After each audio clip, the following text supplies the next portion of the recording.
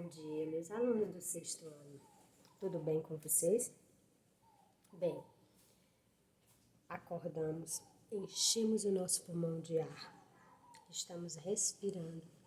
Temos ao nosso lado as pessoas mais incríveis do mundo. A nossa família está aqui. Nós nos sentimos muito amados por eles, protegidos. Amamos e somos amados, não é? Isso tudo é graça vinda do Deus Todo-Poderoso, do Deus Sublime.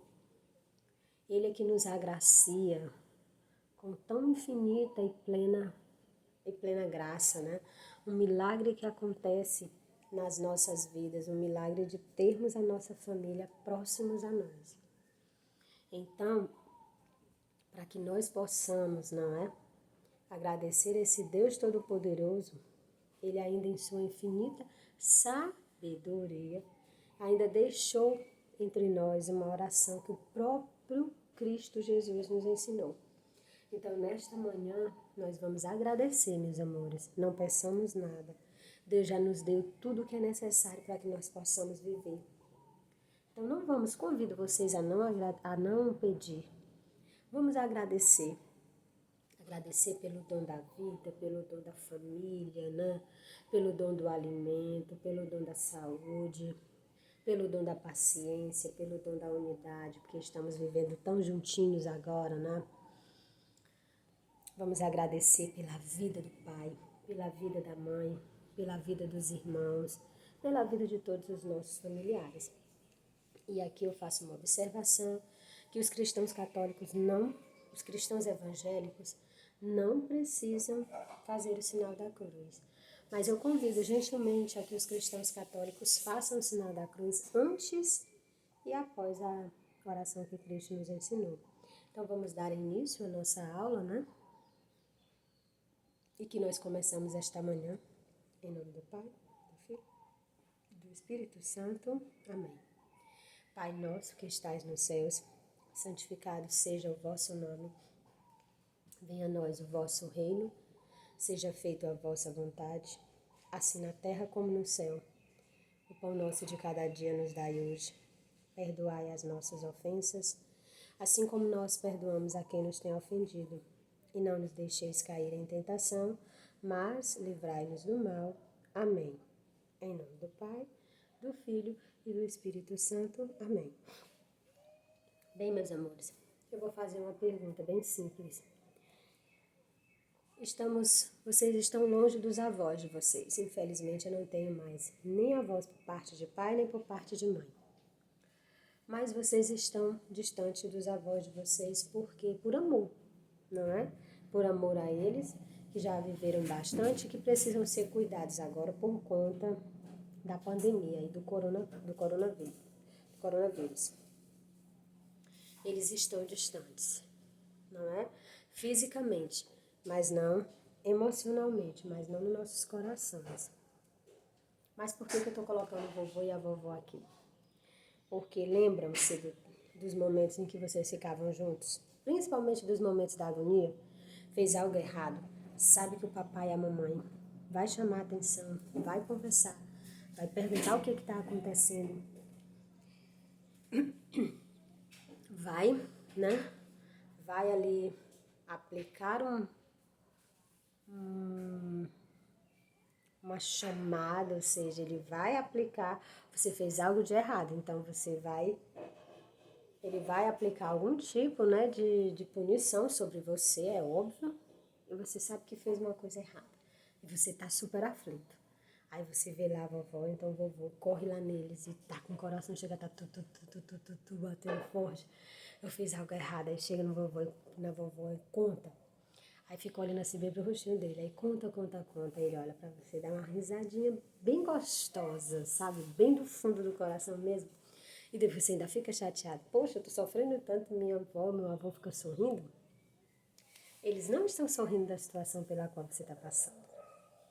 Eles estão sorrindo porque eles têm a resposta para o que aconteceu. Mas por quê? Porque eles têm sabedoria. Ou seja, eles têm uma experiência de uma vida inteira vivida e que eles já passaram por essa situação que você está contando para eles e eles sabem exatamente o que vai acontecer, mas sabem exatamente como é que você tem que se comportar diante dessa situação. E como ele já tem a resposta, então vem aquele sorriso tranquilo de quem sabe que pode fazer algo por você e fazer o melhor. Então ele vai dar a resposta e tudo fica claro novamente e aí teu coraçãozinho fica calmo e a situação resolvida. Bem, meus amores, isso acontece porque os nossos avós são sábios. Mas para que vocês ainda entendam, que eu tenho certeza que na cabecinha de vocês ainda está meio confuso, vamos entender o que é inteligência e sabedoria, para diferenciar.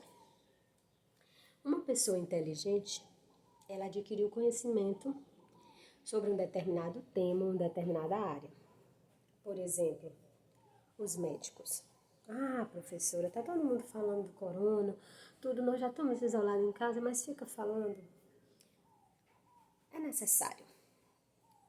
Os profissionais da área da saúde, os nossos grandes super, hiper, mega heróis, estão lá na linha de frente. A vida deles está em jogo.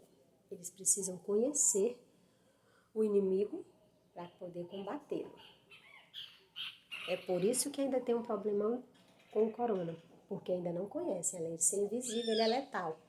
Mas eles estão fazendo de tudo para conhecê-lo, para saber onde atacá-lo. Bem, mas os médicos têm conhecimento para lidar com as pessoas quando vão para o hospital, saber o que fazer, como fazer e quando fazer. Mas eles são inteligentes, porque eles adquiriram conhecimento sobre a área da saúde, né? Ou seja, os enfermeiros, cardiologista, pneumologista, infectologista, anestesista, né? Todos eles têm conhecimentos específicos na sua área. Têm esse conhecimento, conseguem aplicá-los. A isso nós chamamos de inteligência, capacidade que o homem tem de adquirir conhecimento sobre determinado tema, área e aplicá-lo com propriedade, ou seja, com certeza de quem aprendeu. Isso é inteligência. A sabedoria também é uma aquisição de conhecimento, ou seja, seu avô e sua avó já viveram muito. Então, eles já viveram em algum momento da plena vida deles, eles passaram pelaquela situação, por uma situação muito parecida com aquela que teu coraçãozinho foi lá batendo. Então, eles sabem, olha, quando eu era mais jovem, eu passei por isso, sei o que meu pai vai fazer. Então, ele lá na experiência dele, ele pode ter tentado assim, o pai dizendo que ele estava fazendo que era errado, e ele dizendo para o pai dele, não, o que eu fiz foi certo. Só que ele lembra que ter dito isso não foi o correto. Então, o conselho que ele vai dar a você é, teu pai e tua mãe vão falar com você e você realmente está errado. Então, você vai ter que baixar a cabeça, pedir desculpas verdadeiramente, não é só da boca para fora. E vai tentar nunca mais fazer o que você fez. Mas eles só podem te dar essa resposta porque eles já viveram muito. E a risadinha que te irritou, não é porque ele estava sorrindo da tua situação. É porque ele disse, olha, eu já vivi isso, então agora eu vou poder ensinar o meu neto a fazer a coisa certa, na hora certa, no lugar certo. Então, a isso nós chamamos de sabedoria. É a capacidade que o homem tem de adquirir conhecimento ao longo de uma experiência de vida que ele viveu. Então, a isso nós chamamos de sabedoria. Agora, por que a professora Jusileide está falando sobre isso? Porque, tcharam, é o título da nossa unidade, ser amigo da sabedoria. Bem, para falar sobre isso, nós iremos buscar esse senhor aqui, ó, Salomão. Vamos entender por quê. A leitura que nós iremos fazer está no livro de Reis, no capítulo 3, os versos serão do 9 a 12. É a prece de Salomão, a prece que Salomão fez a Deus. E na prece ele diz o seguinte, dai, pois, ao vosso servo um coração sábio, capaz de julgar o vosso povo e discernir entre o bem e o mal. Pois sem isso, quem poderia julgar o vosso povo tão numeroso? O Senhor agradou-se dessa oração e disse a Salomão: Pois que me fizeste esse pedido, e não pediste nem longa vida, nem riqueza, nem a morte de teus inimigos, mas sim inteligência para praticar a justiça, vou satisfazer o teu desejo. Eu te dou um coração tão sábio e inteligente como nunca houve outro igual antes de ti e nem haverá depois de ti. Pois bem, meus amores, é exatamente o que aconteceu com Salomão. Diante de Deus, ele não pediu para ele riquezas. E se a gente voltar mais um pouquinho lá no verso 9, ele vai dizer que quer um coração sábio capaz de julgar o vosso povo e discernir entre o bem e o mal. O que é discernir entre o bem e o mal? Saber separar o bem do mal. Quando estamos diante de uma situação, quando a gente vai discernir, a gente vai dizer, olha, isso aqui é uma coisa ruim, isso aqui é uma coisa boa. Então foi o que ele pediu. E o próprio Deus responde a ele, porque olha o que Deus diz a ele, porque tu não pediste riqueza, não pediu que eu colocasse fim aos teus inimigos, à vida dos teus inimigos, e não pedistes para mim longa vida, te darei a sabedoria e a inteligência. E nunca na terra não haverá ninguém mais sábio do que você. Por quê? Porque Deus viu o que Salomão pediu a ele e a importância do pedido que ele tinha feito.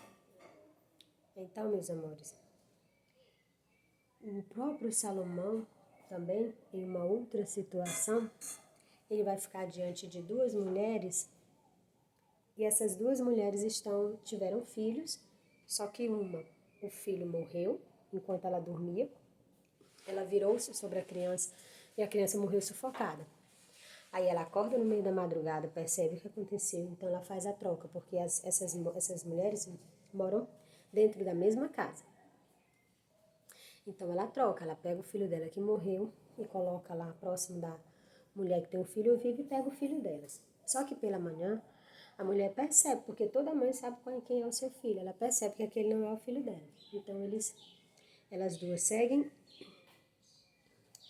para o palácio, ficam diante do rei Salomão e começa uma longa discussão, em que uma fica dizendo, ele é meu filho, e a outra fica dizendo que não, que o filho dela é o que morreu. E Salomão, ali que tinha pedido a Deus um coração sábio, que pudesse discernir entre o bem e o mal, e que pudesse praticar a verdadeira justiça, ele ouve tudo, e aí depois ele chega a um veredito, ou seja, um julgamento, né? Então ele diz assim, pede lá para os servos dele, traz uma espada. E elas vendo aquilo tudo, né? Imagina. Pega a criança, ainda viva, vamos partir ela no meio. Vamos partir ela ao meio. Uma metade fica para uma, outra metade fica para outra. A mãe verdadeira da criança imediatamente disse, não precisa fazer isso. Deixa meu filho com ela. Eu prefiro que meu filho fique vivo. A outra disse, não, não, não. Se ele não vai ficar comigo, também não fica com ela. Parte ao meio. Aí Salomão pega e diz, pegue a criança e dê para a mãe que abriu mão dela. A outra ficou super indignada. Mas por quê? Porque ele sabia que só uma verdadeira mãe é que abre mão do seu filho. Então ele foi lá e deu o filho a ela.